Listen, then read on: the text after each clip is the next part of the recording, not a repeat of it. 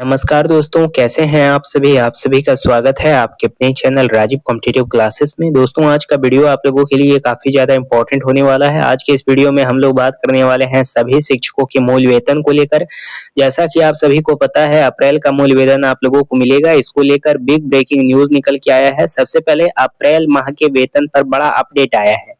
नए शिक्षा मंत्री का बड़ा ऐलान आया है। अब आप लोगों का जो बेसिक पे है यानी मूल वेतन है, उसमें तो आप लोगों को कई सारा अपडेट मिल ही रहा है कई दिनों से कि इंक्रीमेंट होगा या प्रमोशन होगा।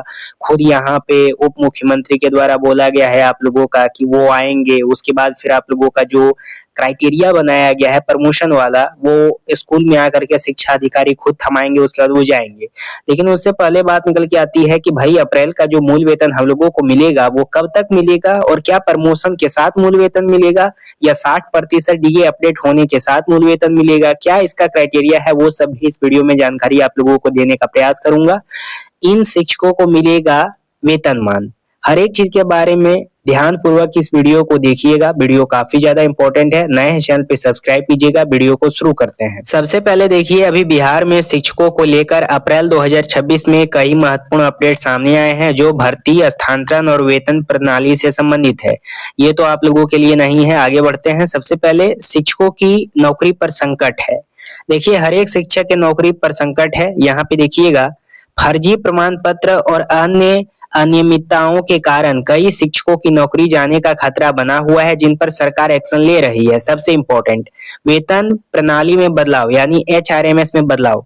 5.9 लाख से अधिक शिक्षकों को अब मानव संसाधन प्रणाली यानी एचआरएमएस पोर्टल के माध्यम से वेतन मिलेगा। यह भुगतान ई शिक्षा कोष पोर्टल पर दैनिक ऑनलाइन उपस्थिति के आधार पर किया जाएगा। अब यहाँ पे ट्रांसफर पॉलिसी को लेकर भी अपडेट है। उप मुख्यमंत्री विजय कुमार चौधरी ने शिक्षकों के लिए पारदर्शी ट्रांसफर पोस्टिंग नीति का ऐलान किया है ताकि वे अपने इच्छा से ट्रांसफर ले सके। अब यहाँ पे आप लोगों को पता है, अभी नए नए उप मुख्यमंत्री विजय कुमार चौधरी आए हैं। ये 2023 के लमसम में ये पहले शिक्षा मंत्री थे। आप लोगों को पता होगा इनके बारे में। कई सारे शिक्षक साथी जो हैं, चाहे वो विशिष्ट वाले हों, चाहे वो एचएमएसटी वाले हों, चाहे वो विद्यालय अध्यापक हैं, नियोजित हैं, सभी लोग इनके पास गए हैं, ज्ञापन सौंपे हैं और इनसे मांग किए हैं कि हमारा काफी सारा मांग है, इसको पूरा किया जाए। तो इनके द्वारा कहा गया है कि ठीक है, सबसे पहले ट्रांसफर पॉलिसी पे बहुत सारा निर्णय लिया जाएगा। तो ट्रांसफर पॉलिसी सबसे पहले निर्णय लेते हैं। अब यहाँ पे देखिए, सबसे पहले कई सारे जो शिक्षक हैं, चाहे वो प्रधान शिक्षक हैं, प्रधानाध्यापक हैं, विशिष्ट वाले हैं, सभी लोग जा करके मिले हैं उप मुख्यमंत्री से। उप मुख्यमंत्री कौन है? विजय कुमार चौधरी। अब ये पहले शिक्षा मंत्री थे। अब इनके पास सभी लोग जाकर के सबसे पहला कई सारा मांग रखे हैं। 4 प्रकार के शिक्षक आते हैं: विद्यालय अध्यापक, हेडमास्टर, हेड टीचर, विशिष्ट वाले और नियोजित वाले। तो सभी लोग गए थे, सभी लोग अपना मांग को रखे। पहले भी ये शिक्षा मंत्री रह चुके हैं, फॉर्मर वाले। इस कारण से सबसे पहले ट्रांसफर पॉलिसी पे आप लोगों का नियमावली बोला है कि बनाने के लिए सबसे पहले ट्रांसफर पॉलिसी पे जो शिक्षक हैं, अगर उनका इच्छा के अनुसार ट्रांसफर होता है तो वो काफी अच्छा होगा। तो अभी तक जिनका सिलेक्शन हो चुका है, जैसे कि आप लोग अलग अलग सेक्टर में शिक्षक हैं, तो अगर आपका ट्रांसफर नहीं हुआ है तो अपनी इच्छा के अनुसार ट्रांसफर ले सकते हैं। भले ही आगे जो वैकेंसी आएगा शिक्षक का, उसमें बदलाव किया जा सकता है। जैसे टीआरई 4 वाले में कि 20 आप लोगों का जिला का चयन करना होगा, लेकिन आप लोगों का केस अलग है क्योंकि आप लोगों का पहला ही चयन हो चुका है, इसलिए ट्रांसफर पॉलिसी इनके मुताबिक होगा। अब हाईकोर्ट का फैसला देखिए क्या है। पटना हाईकोर्ट ने 2006 से जुड़े शिक्षक नियुक्ति के एक मामले में वर्षों पुरानी मेरिट सूची के आधार पर नौकरी के दावे को खारिज कर दिया है, जिससे कई नियोजित शिक्षकों की नौकरी पर तलवार लटकी है।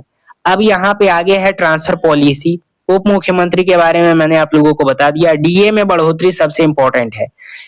यहाँ पे 60% आप लोगों का डीए अपडेट होने के साथ 5% एचआरएमएस अपडेट होने के बाद आप लोगों का मूल वेतन क्या होगा, इसके बारे में मेरे द्वारा पहले आप लोगों को अपडेट दिया गया था। तो डीए में बढ़ोतरी को लेकर क्या अपडेट है? बिहार के सभी कोटि के शिक्षकों के डीए महंगाई भत्ता में बढ़ोतरी की घोषणाएं की गई है और उन्हें एरियर भी मिलेगा। यानी ये जो बात निकल के आ रहा है 60% डीए वाला, ये 100% सत्य है। हो सकता है आगे चल के अपडेट हो, लेकिन ऐसा अभी संभावना है कि 60% यानी अभी जो 58% आप लोगों के मूल वेतन में सैलरी दिया जाता है, इसमें से 2% का मूल वेतन में वृद्धि करके 60 कर दिया जाए और 4% जो एचआरए दिया जाता है 1% वृद्धि करके 5% कर दिया जाए, यानी 60% डीए उसके बाद फिर 5% एचआरए, इसके आधार पे 15% का प्रमोशन, उसके बाद सैलरी। मुख्य बिंदु भी देख लीजिए, शिक्षक अब अपनी अटेंडेंस ई शिक्षा कोष ऐप पर लगा रहे हैं। नियोजित शिक्षकों के राजकर्मी बनने की प्रक्रिया जारी है, लेकिन कुछ के लिए विशेष परीक्षा के अवसर अभी बाकी हैं। जनगणना कार्य में शिक्षकों को लेकर भी नए निर्देश दिए गए हैं। अभी बिहार सरकार चाहती है कि नियोजित शिक्षक का जो सिलसिला है वो खत्म कर दिया जाए। जो यहाँ पे शिक्षक हैं वो तो रिटायर हो जाएंगे पुराने वाले, जो नए बच गए हैं उनको कंपलसरी है कि वो एग्जाम दे करके राजकर्मी का दर्जा प्राप्त कर ले, क्योंकि नियोजित शिक्षक को अब यहाँ पे खत्म करना चाहती है बिहार सरकार। अब यहाँ पे आगे आप लोगों का अपडेट है। अब यहाँ पे मूल वेतन को लेकर अपडेट देखते हैं। बिहार सरकार के शिक्षा विभाग ने राज्य के सभी सरकारी और नियोजित शिक्षकों को समय पर वेतन दिलाने के लिए नई व्यवस्था लागू की है। 2025-26 के अपडेट के अनुसार हर महीने की 1 तारीख शिक्षा विभाग ने मानक संचालन प्रक्रिया यानी कि एसओपी के तहत हर माह की 1 तारीख को शिक्षकों के बैंक खाते में वेतन भेजने की योजना बनाई है। मार्च सैलरी बकाया, मार्च 2026 के सैलरी में कुछ देरी की खबरें थी, लेकिन आमतौर पर बकाया वेतन के लिए 15 तारीख तक का समय तय किया गया है। नियोजित शिक्षक विशिष्ट शिक्षक नियमावली के तहत पे प्रोटेक्शन का लाभ मिल रहा है, जिससे उनका वेतन अब पहले से कम नहीं होगा। यह 2026 के नए आदेशों पर आधारित है, जिसका उद्देश्य लंबे समय से लंबित वेतन की समस्याओं को दूर करना है। देखिए, मैं सिंपल सा आप लोगों को बता देना चाहता हूं, अभी जो मामला निकल के आ रहा है 60% डीए वाला, 5% एचआरए वाला, 15% का प्रमोशन के साथ सैलरी, ये सब आप लोगों को दिया जाएगा। लेकिन ये कंफर्म नहीं है कि क्या अप्रैल वाला जो मूल वेतन मिलेगा इससे ये लागू होगा या आगे जो जून में मूल वेतन मिलेगा उससे लागू होगा। अब यहाँ पे जब मूल वेतन आपको मिलेगा तभी आप लोगों को पता चलेगा।